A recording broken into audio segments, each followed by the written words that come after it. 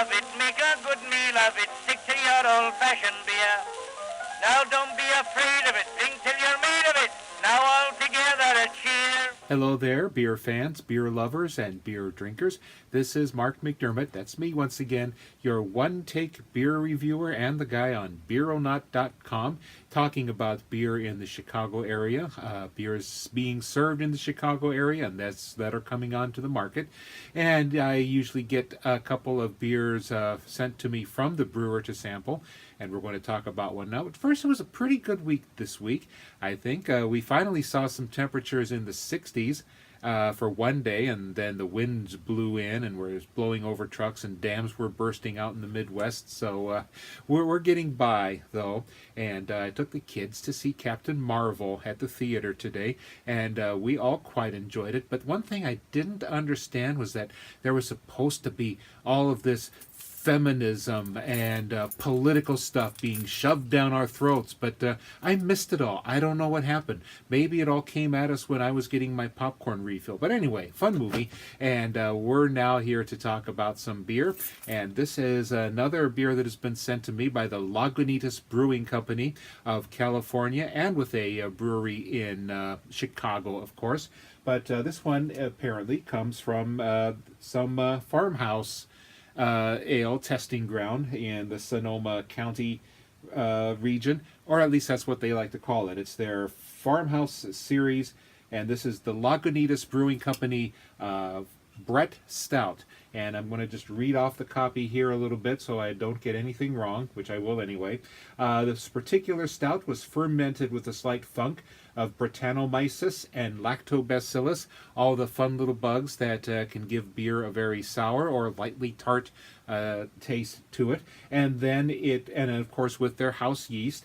And then it was aged in Sonoma County red wine barrels for up to 4 years. So, in other words, this has been stored up for quite a while already. So, and again, even here on their website, they say maybe get a couple extra ones to squirrel away after you've had one fresh.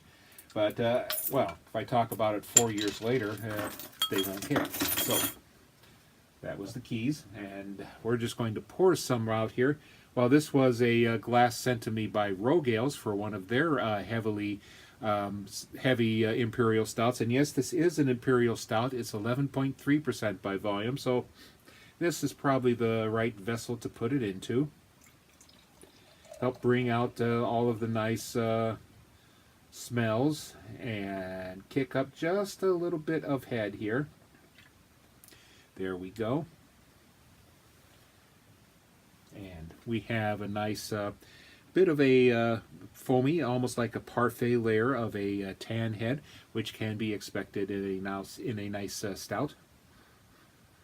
There is a nice little fruity smell that one doesn't normally get with an imperial stout, even a barrel-aged one, unless it's had a lot of fruit mixed in it. But this is a mild fruit. I am not getting much sourness in the nose. Just a tiny bit of funk, and not any of the usual toasty malts that you get in a stout beer.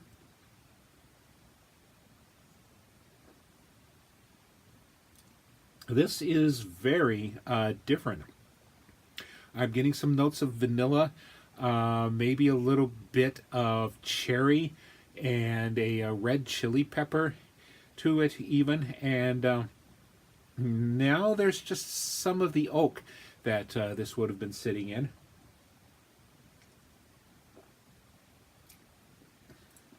So, oh yes, this is getting more and more of an oak barrel taste to it, not a bourbon barrel taste. And now some of the wine is coming through on this, and there is very little tartness. If there's any Brett or lactobacillus in it, it's pretty much settled down after 4 years.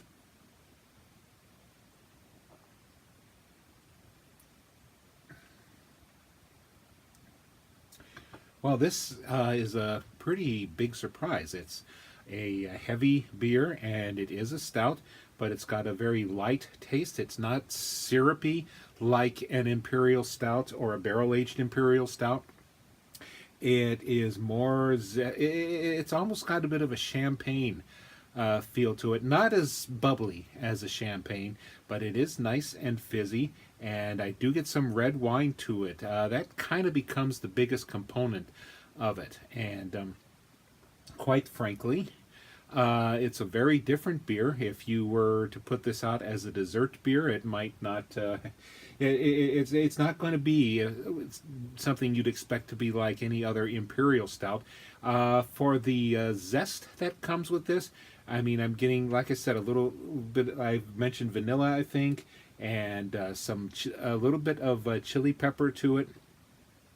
Not hot chili pepper, but just a lot of complex tastes to it.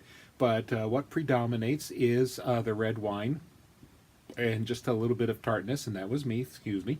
I would almost say this would come up nicely if you're doing a charcuterie or just a cheese course, and so that's a very nice surprise, I think, coming from, as it does, a brewery known for wild and extreme beers. This goes wild just in the fact that it tastes totally different, and it's very nice that I've been able to get into this and share this with you. So that is the Lagunitas Sonota. Let's try that one more time. The Lagunitas Sonoma Farmhouse Brett Stout. Brett is for Brettanomycens, which of course is named after Great Britain. So yes, England has given its name to an organism known for ruining beer or making it taste more interesting. And anyway, so that's my one-take beer review for this evening. And this is Mark McDermott to the Beeronaut at beeronaut.com. And, well, we're coming up on St. Patrick's Day as I'm shooting this. So, Sedante. Now don't be afraid I don't of even it. know how to Drink till pronounce you're that. made of it. I should be Now all Irish enough, together but a